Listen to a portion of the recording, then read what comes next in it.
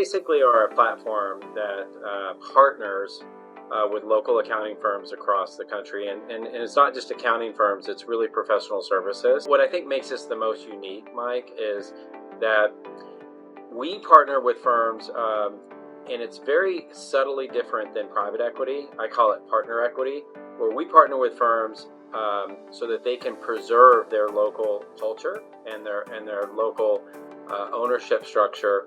We can help with access to talent tools and technologies and capital, and then we can help curate some solutions.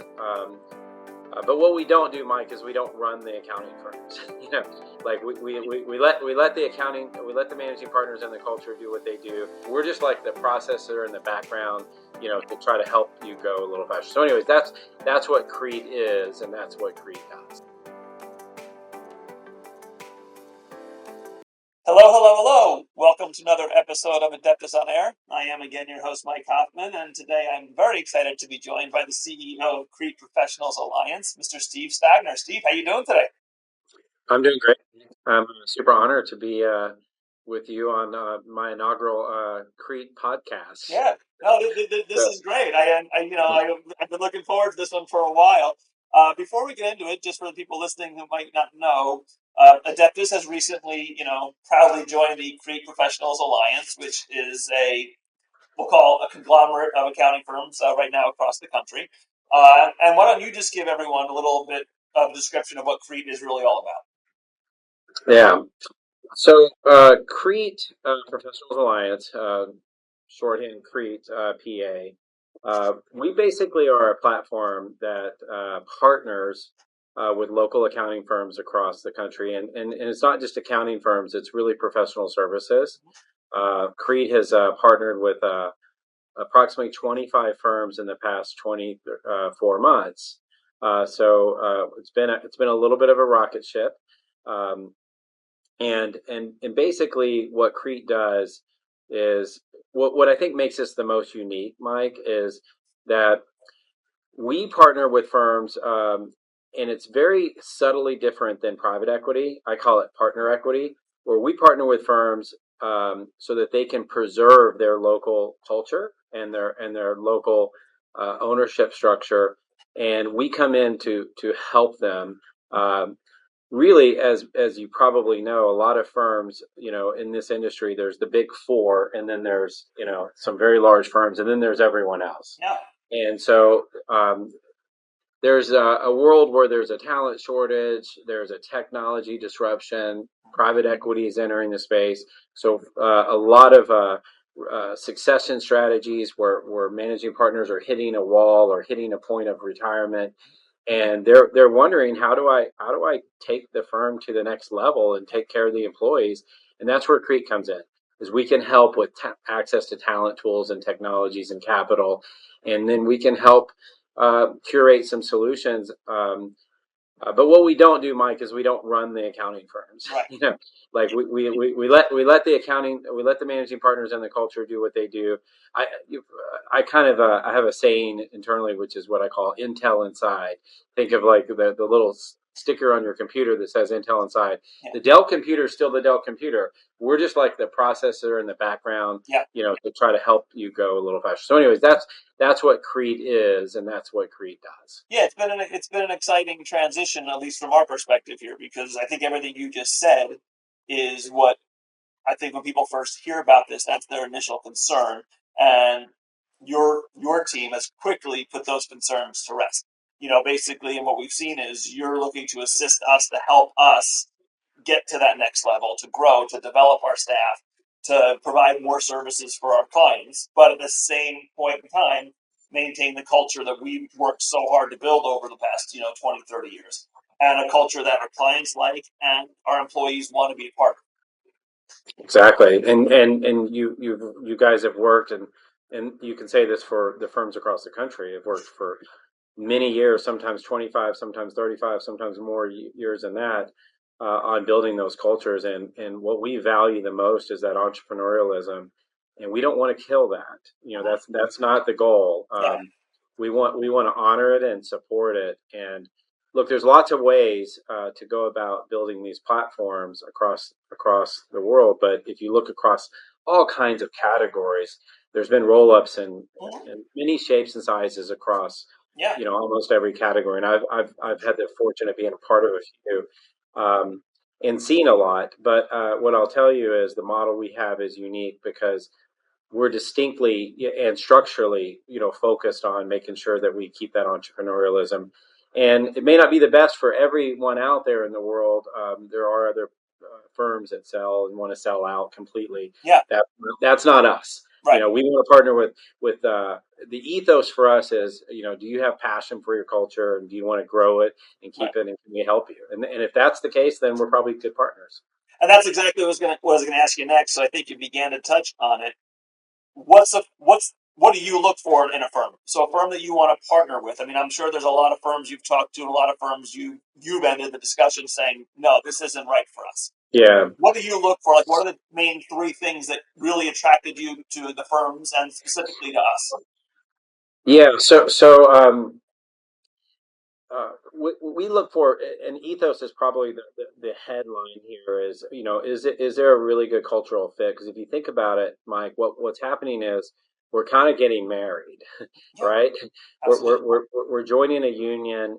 So are we aligned on the goals? Mm-hmm. And so the first thing is, is there really a good sustainable business here? Is it what's the concentration look like? Is there a sustainable business? Meaning, is there a commitment to investing in the people? Is there a commitment in growth and being change ready?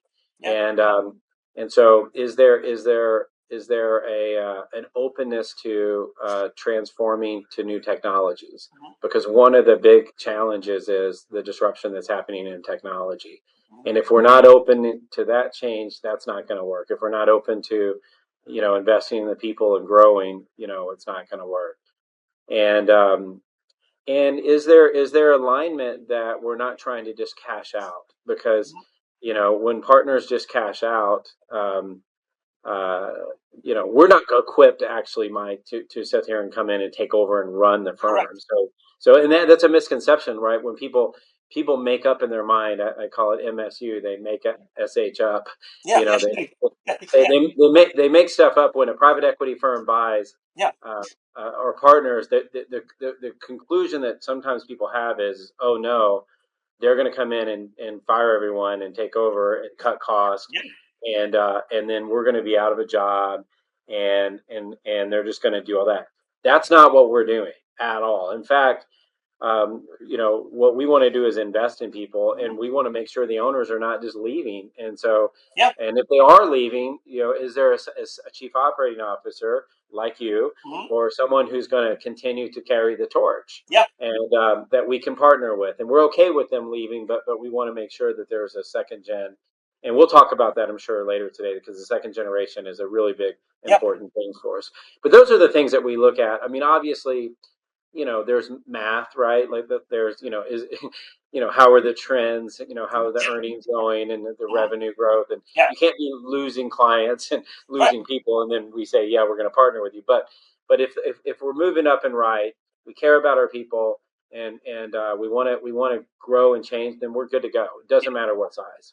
I always say, and I've said it on a lot of podcasts, dealing with people in so many different industries, that perception is reality until you change the perception. Yeah, So that's great. Yeah. kind of what you said before is, a lot of people think when there's a private equity firm or something coming in that there is going to be drastic changes.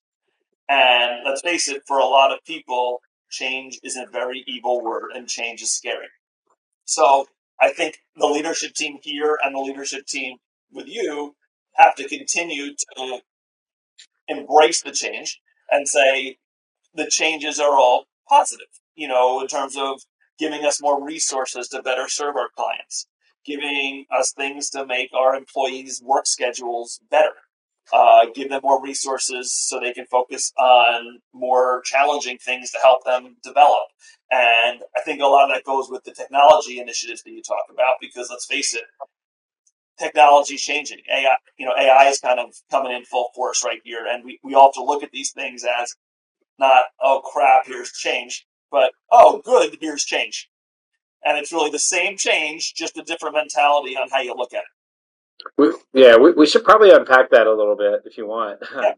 because it's interesting. So when I first started, I started in January, but I met with the management team in October, and I kind of like zoomed out and said, "Hey guys, I just want to point out we're in the change management business. Like yes, accounting is something that we're partnering with firms on, but we're actually in the change management Yeah. business." And it's been said to me before from a mentor that the leader's role is to bring about change, but the culture's goal is to keep things the way they are, and that's because it's very difficult to change. So that and so why do you want to bring about change? Well, I mean, simply put, if we're not growing, we're dying, right? If we're not changing, we're dying. So we all know the Blockbuster example, and we know the other examples of pretty much, almost every organization on the planet goes through these cycles to where, it starts, it becomes very successful, but then the customer changes, the world changes, and then you either grow or you die. So even Apple was 3 weeks away from bankruptcy at one point, and so they had to change. But so with change, when I think about change, I think about a couple of topics. One is there's an emotional cycle of change, and it starts off with this is going to be great. So think about working out. You know what? I'm going to join the gym. This is going to be great. Yeah. Then we get into it, and oh my gosh, this is harder than I thought. This hurts. My arms are killing me. and then we go into the valley of despair when we can't sit down because we did squats yesterday, and it's so painful. Yeah. And then at that point, we either keep going through it or we quit or whatever. And then we get to a point to where we can say, okay, I can see the progress, right? I start to get in better shape. I can see how this would help. And then we get to that was worth it. What I've learned about change in 30 years and multiple industries is we all go through that emotional cycle, no matter what. The question is how long do we go through that valley of despair? And so I don't think all change is going to be, I don't want to oversell it and say all change is going to be great. What I do want to say is that there's a purpose, there's a process, and there's a payoff. And it's very important to me that we follow the purpose, process, payoff of change, and that we understand the purpose, which is why we're doing it. Yes. Like I've got to get in better shape. Right. How we're doing it, I've got to wake up and show up and go to the gym and do the work. Right. And then the payoff is, I can feel better about life or extend it or whatever. Same thing with tech changes. Same thing with, AI changes. Same thing with every change process, whether it be technology or whatever. So we're invested in that. And candidly, I would tell you that what we're doing here at Crete is really investing heavy in bringing in integration specialists so that we can nurture our partner firms and the employees through the changes in a better way. So we are a young company. We're growing very fast. But what I'll tell you is we're committed to being, really good partners with a lot of humility and working through it and learning and growing through change. And mistakes will happen, but we're going to learn from them and we're going to grow. But changes. But if we don't change, then we can't get blockbustered. And that's a real risk. And it's funny because if you look at your background, now getting a little more personal with you, obviously you don't have a background in accounting firms, but you just said it very well. You're really you're not looking to be an accounting firm. You're a change management firm in a way, which kind of talks a little bit about your past and what you've done in the past. So obviously, I think one of your biggest stops along your professional career was Mattress Firm. And obviously, if you could talk briefly about what it was when you got there and what you, with obviously people working with you, what you were able to turn what was a small company into a powerhouse. Yeah, sure. So when I started, I was actually I met Mattress Firm with 22 stores, and they were in Houston and Dallas. And basically, I wrote a business plan to become a franchisee, and I opened up with $1,300 in one store and in Atlanta, and ended up building out a $60 million business across 3 states and became their largest franchisee. During that chapter, I really learned the value. One, you do everything, right? You do the accounting, you do the advertising, you do the selling, you do the deliveries. I learned what you have done, like what all of you have done, is you wear every hat, and you have to, and that's important because it helps me respect and it helps shape how I think about the journey that you're going through and that your people go through, because I've had to be fearful of not making payroll and doing all the things that you're not an entrepreneur until you don't sleep for 2 or 3 nights, because you're scared. Get off the list. So I've gone through all that, and then but what the one thing I did was I really invested in people and learning and development, and as a result, I had a lot better productivity than our franchisor, than corporate, so to speak. So I also learned how to be, junior to corporate, and then work with them. And a private equity firm came in and bought us, and they bought me as a franchisee and made me CEO. Promoted me to CEO because they bought out the founders, and I took it over with 200 stores, and I took it to over 2,500 locations and $3.8 billion, and sold it for $3.8 billion. Along the way, there was 2 private equity turns. I listed it on NASDAQ. I was a public company CEO for 5 years. I went from 1 employee, to 10,000 plus. So I got the gray hair, the T-shirt, I got it all, along the way. Yeah. But what I learned in that whole chapter was, we invested $10 million a year on learning and development, 200 hours per employee, and we had a 30% higher store average than our peers. And I bought 26 of them in your area. I bought Sleepy's, and so we had a 30% higher store average than our peers. And I would tell you that the big lesson there was culture eats strategy for lunch.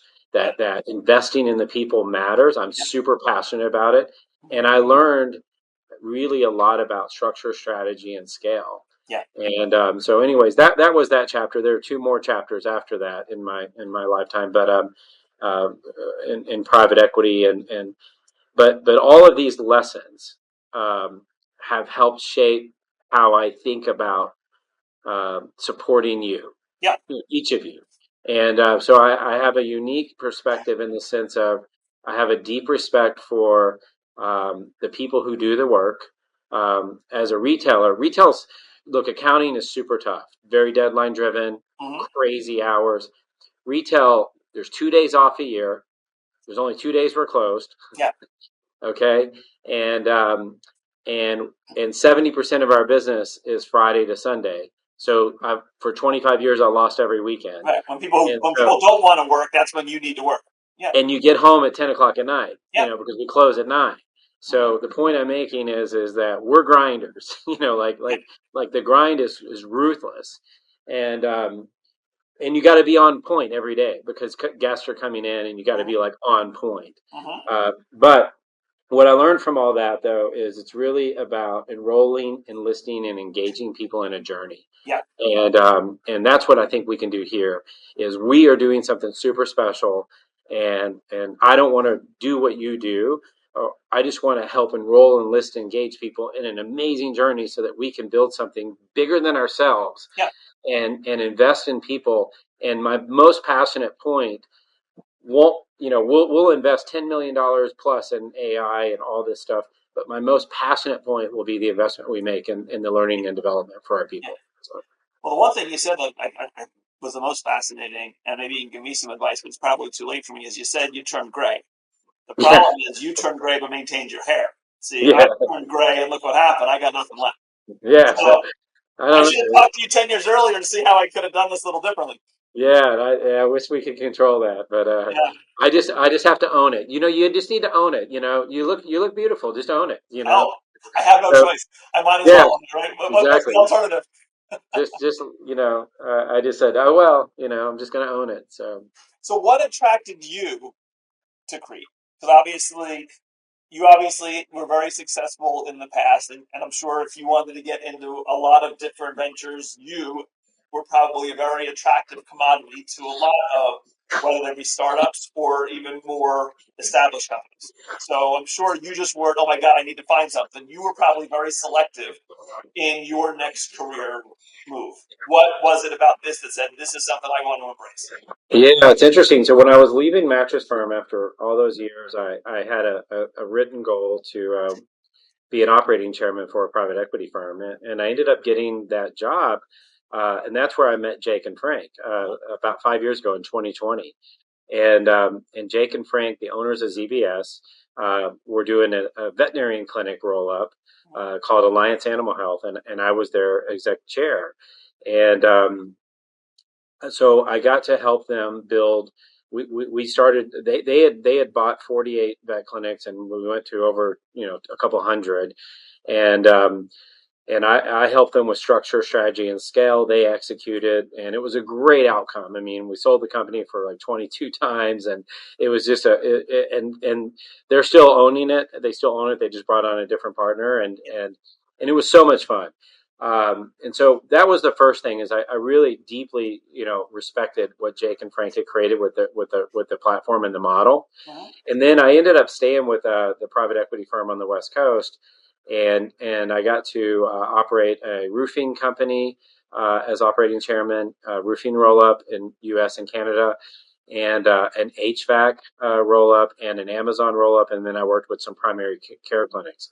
So I was actually living my best life. I was generally, an operating chairman, which means I get to give you advice.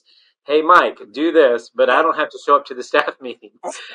And so I get paid, and I'm doing well, and honestly, what happened was, Jake, he called, and at first I didn't really jump on it, but then, he called me as they started up, and I was really candidly blown away for a couple of reasons. One is uh, the ability to work with Jake and Frank on the ZBS platform since 2020, when they were 29. Yeah. They built 4 businesses that have yielded multiple billions, almost $3 billion in value for a lot of people. And then on top of that, they're just really amazing humans and really, great to work with. And then on this one, they partnered with Thrive Capital. And so I met with Jake and Frank for dinner, and they brought in the head guy at Thrive, Kareem.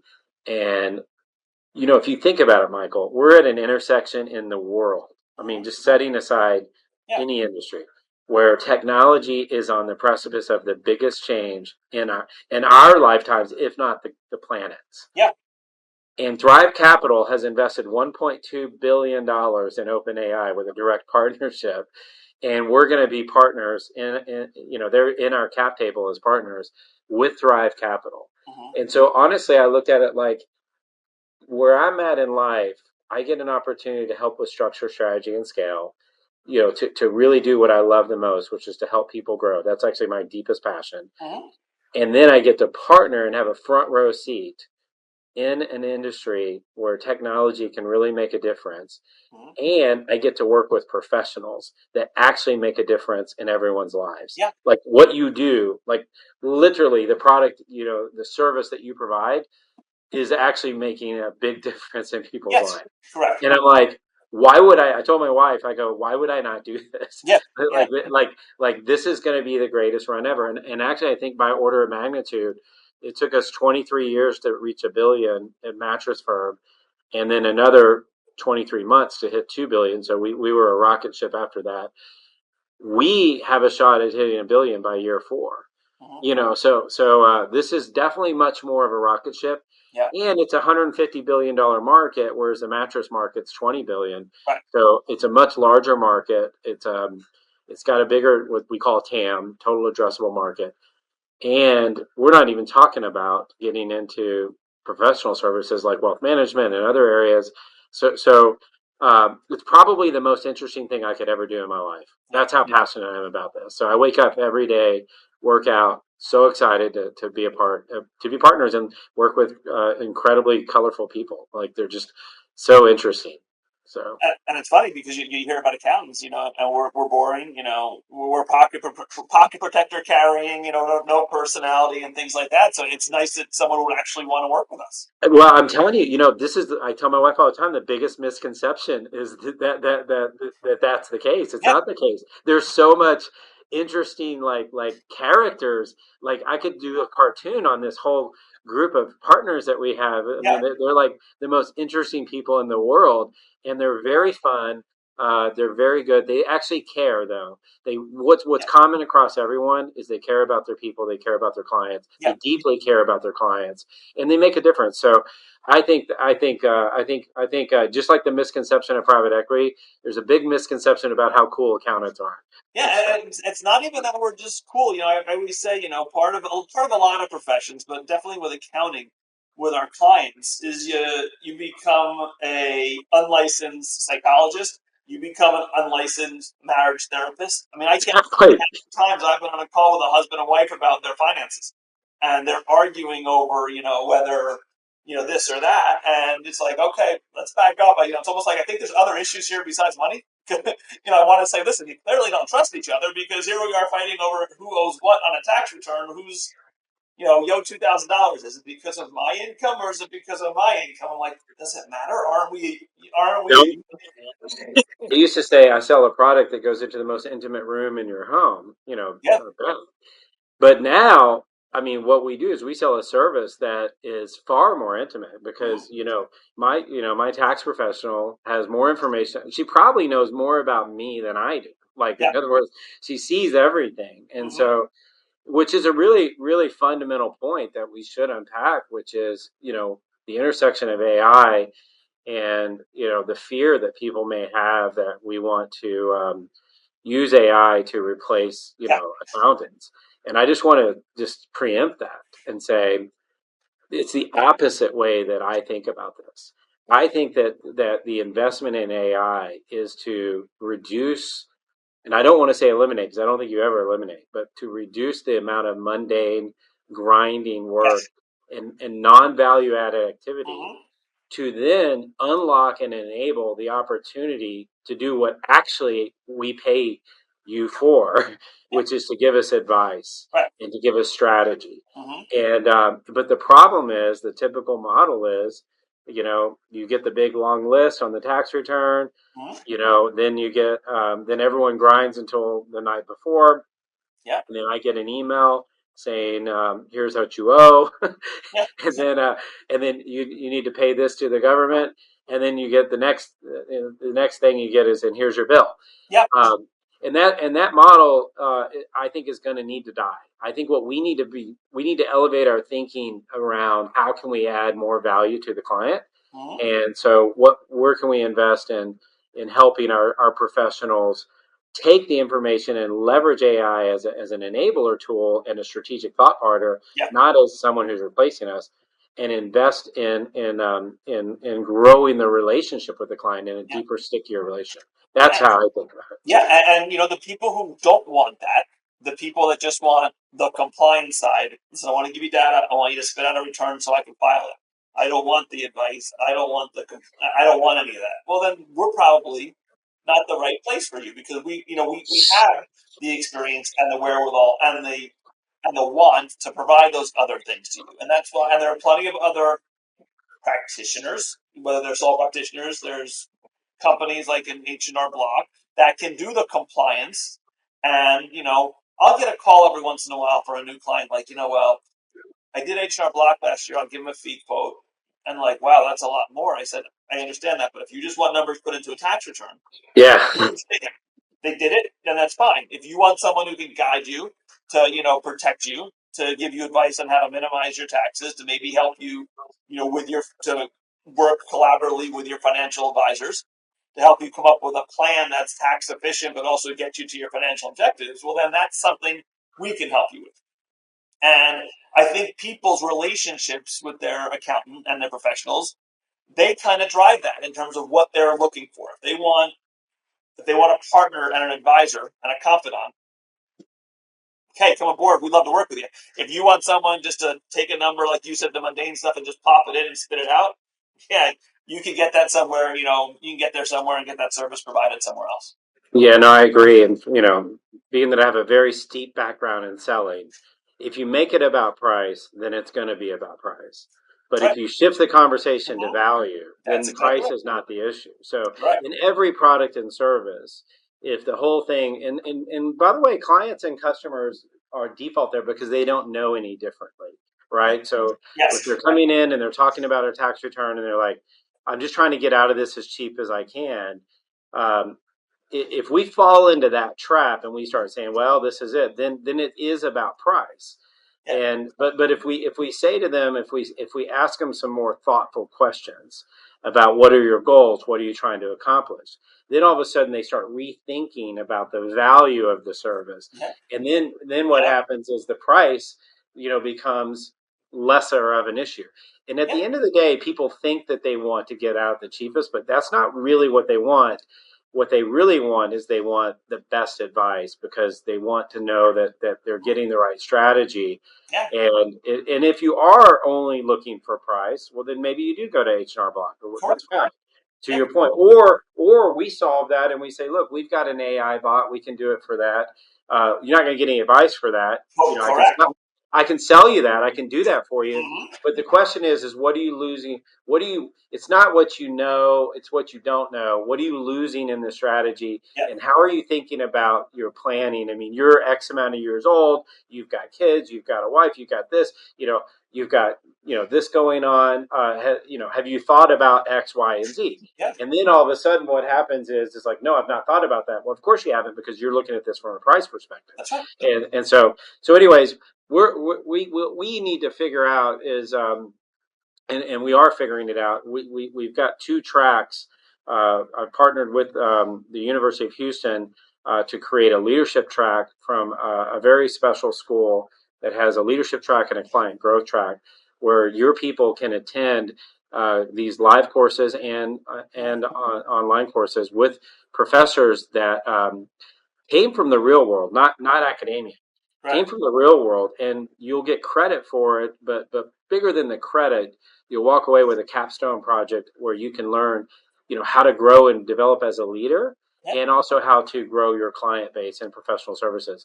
Yeah. And so we're bespokely designing that this fall. We're launching those two courses because we've seen that if we do free up some of the practitioners Mm-hmm. with time, that some of them have been so busy for so many years that they've not invested in the education on learning those new skills, and these new skills are very learnable.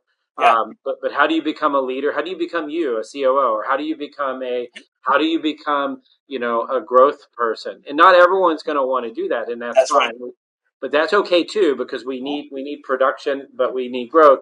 But the firm, as a whole, wants to be able to offer, kind of some paths for education. So we're going to do that. We're going to be the intel inside and help with offering some new things for you guys.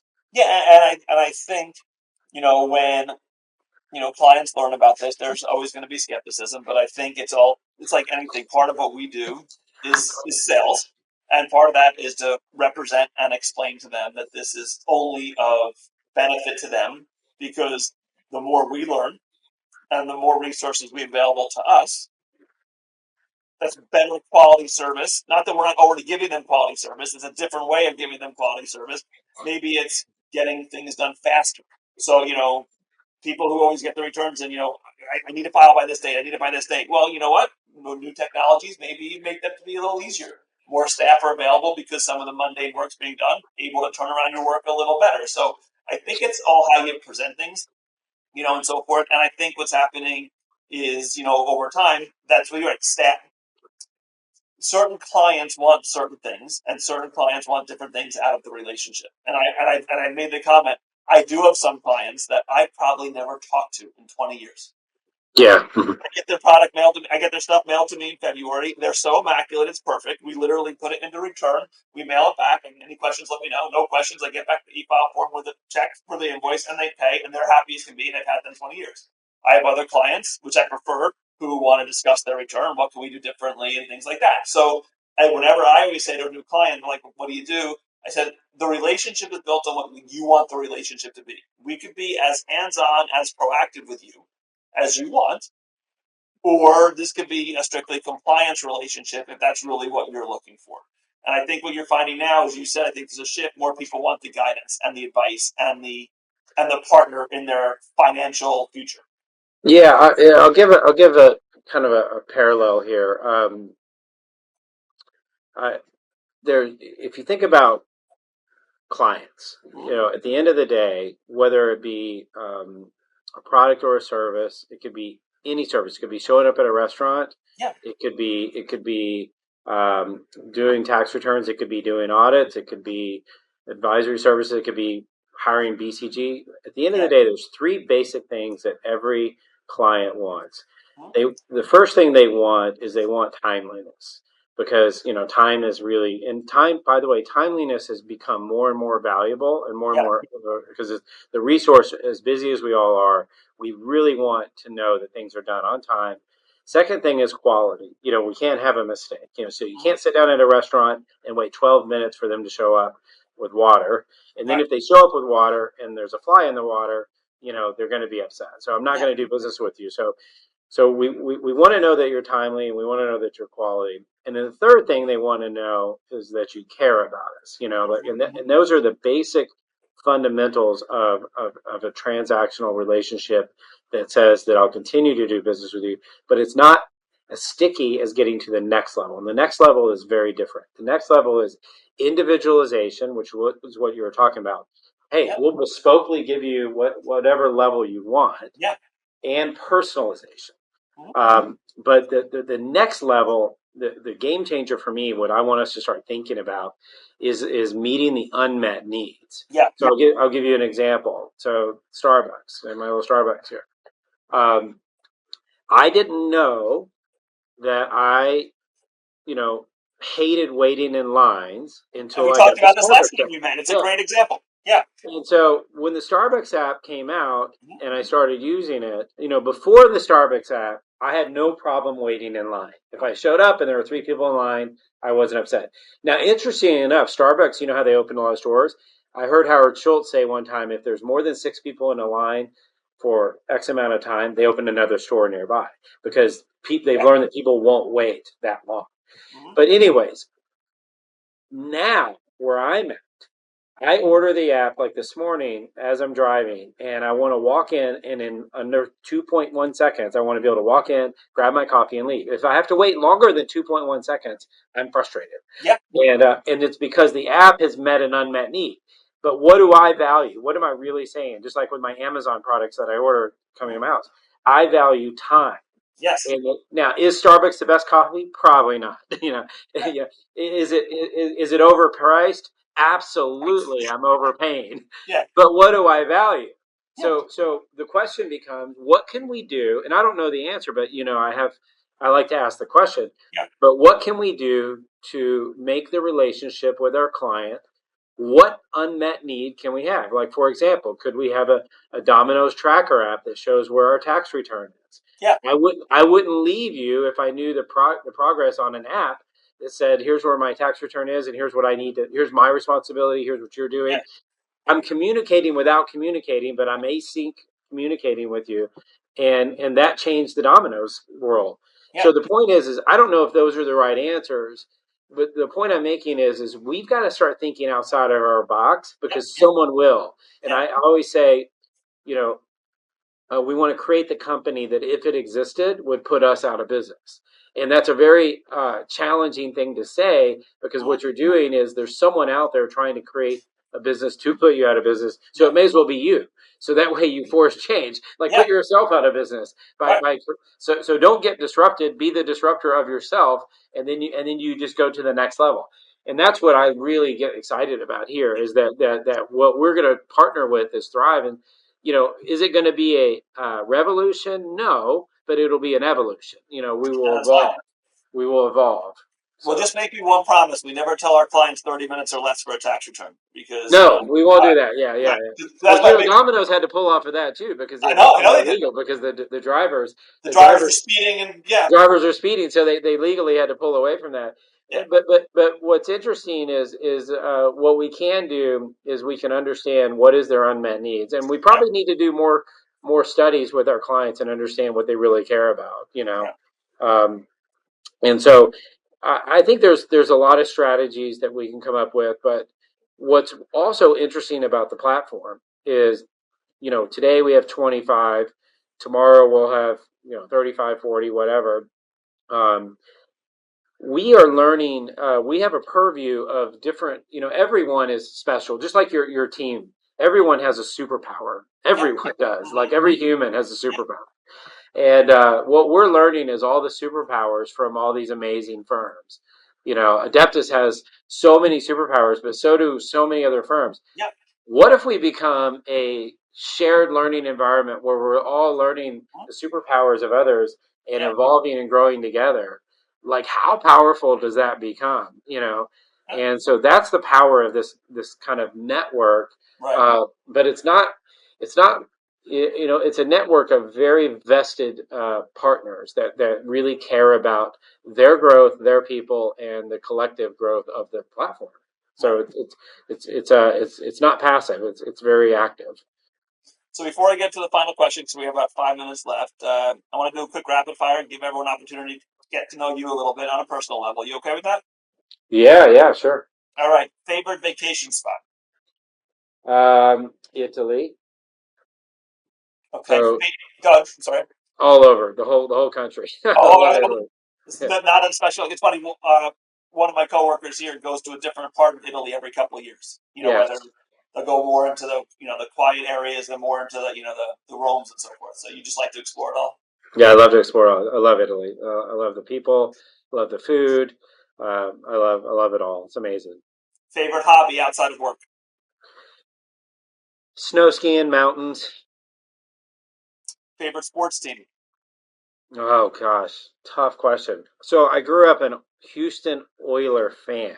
Uh, So the problem is, and this should be illegal. Like now you got me on a now you got me on a high horse. Hold on, I know where you're going to go with this. I know you're. Yeah. So one, we Yeah, were up 35-3 against Buffalo, yeah. at halftime, I and they remember that send in too. a backup quarterback, and we lose the game. I mean, Yeah, how did like mathematically you're not supposed to lose it. If they would have just ran the ball yeah, and ran the clock out the second half and not yeah, thrown one pass, we mathematically could have just won. yeah. But It would no, have been impossible to lose that game. it's impossible to lose it, but we lose it. Yeah, But that pissed me off. But that happens. What really makes me mad is that they allowed them to move, yeah. and so they moved to Tennessee. And then the first Super Bowl that I got invited to happened to be the Titans playing the Rams. I So don't I'm know how that hating. game ended. Well, no, so here we go. So then I hate them for 3 quarters, and then they're about to go win the game, and I'm like, well, so I switch because I didn't really care who won. Yeah, So I switch, and I'm like starting to pull for him, and the guy throws. He's moving, and he stretches, and he lands a half a yard yeah. away from winning the At the game. And I'm goal like, line. I can never root ever Yeah, for the rest of my life for a Houston-based team. yeah. Period. Like it's not going to happen. So no, I'm not. I would say, I love the Yankees. I've always loved. I've gone to a couple Yankees World Series. I've always thought they're just such a great organization. I know a lot of people don't like them. Some people do. Um, they're probably my favorite baseball team. And then outside of the Oilers, I grew up watching Joe Montana and Jerry Rice, and so You I'm can't a go wrong with those teams. yeah. I just loved what the 49ers have done. So I, when you're an orphan, you have to pick coastal teams because yeah. your team leaves you. So That's right. Well, I didn't know if you were going to adopt the Texans, but I'm guessing you did not, based upon your. no, I well that's the other problem is the minute you start to like the Texans, they start losing. So I refuse to. I do like our new coach. He's a player coach, Yeah, so I think he's really good. But I'm annoyed by the Houston sports. I actually took an interest in them because I'm a Penn Stater. So when Oh Bill yeah, O'Brien left Penn State to go to the Texans, I really now we'll get really off topic, which I told you might happen. I really believe that Bill O'Brien saved Penn State football after that Joe Paterno scandal. I think he was the right guy to come in for a couple of years. yeah. And so when he left for Houston, why he sad he left, I rooted for the guy because I really think he just held things stable for a couple of years until Oh, of they course, yeah. figured out the next course of action. So such respect for him, for what he did for the program. He's a very very very very serious coach. Oh yeah, So yeah. And there are But certain coaches that are more designed for college than the pros. I think he just might have been, might have been one yeah, of those. All right, good. So, my final question for you, just about Crete, and you kind of alluded to it right before we did that. Uh, 3 years, 5 years, 10 years. Obviously things change over time, strategies evolve. But right now, how do you, if you could course it out right now, how do you envision the next 3, 5 to 10 years for Crete? yeah, broad question. I think at the end of the day, we end up with some super regional firms, that are geographically border to border, coast to coast. Probably in Canada. I don't know. I'm not gonna say we jump the pond, but we basically create, kind of like a super regional footprint, and then we have underneath that we have a host of, satellites, I guess, or just, other partner firms. Um, and I think that scale helps us unlock a series. The scale and the size helps us unlock investments in people and in technology that can be game changing. And listen, when I was, 28 years old and, opening the store of a mattress store, thinking about how could we grow, the it took me 8 years to create 50 stores. We would approve 50 stores in 1 2 hour meeting, at my scale. The power of the capital that we have, the power of the partnerships, the power of the technology, like with can really be game changing. Yeah. And we created a lot of life changing wealth for a lot of people. And we can do that here. And in 5 years, I'd love to look back and say that we really made a difference on, obviously our client, but really our team members.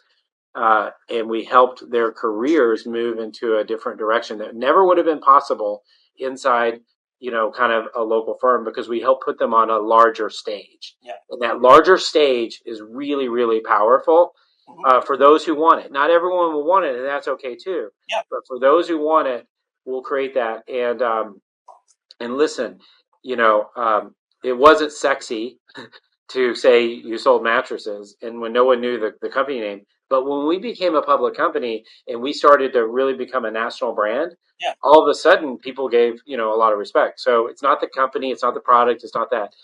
There is some value in being in a very safe and secure, large company without having a large company, like mindset. And Yes.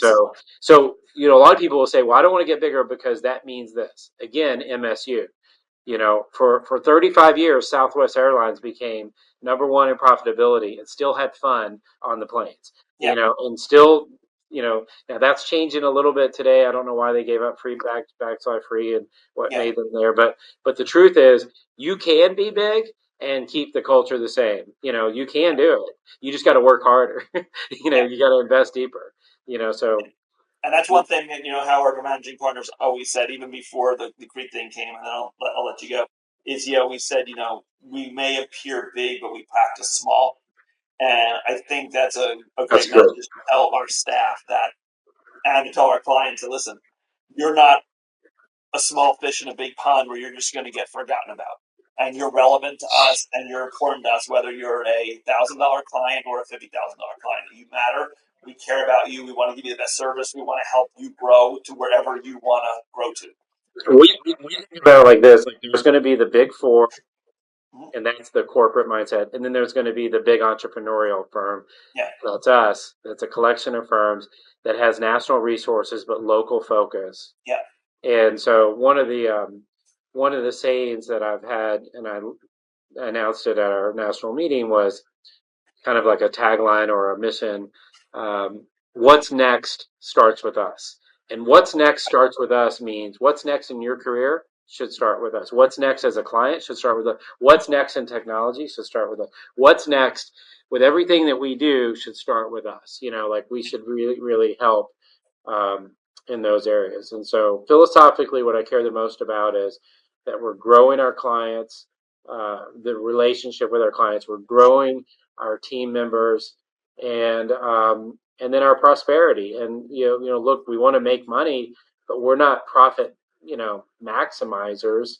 Right. We're not trying to just cut every penny.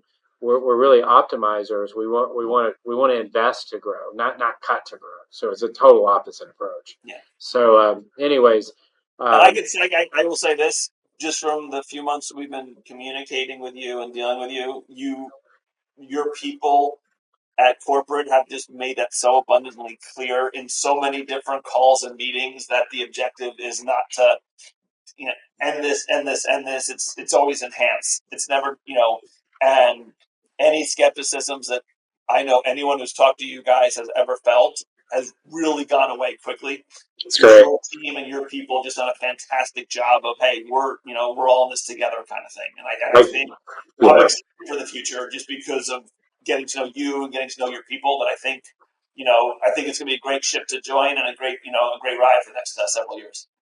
I agree. Thank you. And I keep harping on playbooks, not rule books. Let's offer a playbook, not a rule book, because you guys are closer to it. You know more. You should be the captain of your ship, and you should have the permission and the protection. And I'm serious about this, to say no. Like if you want to say no, just say no, and my team should accept that, because we're partners.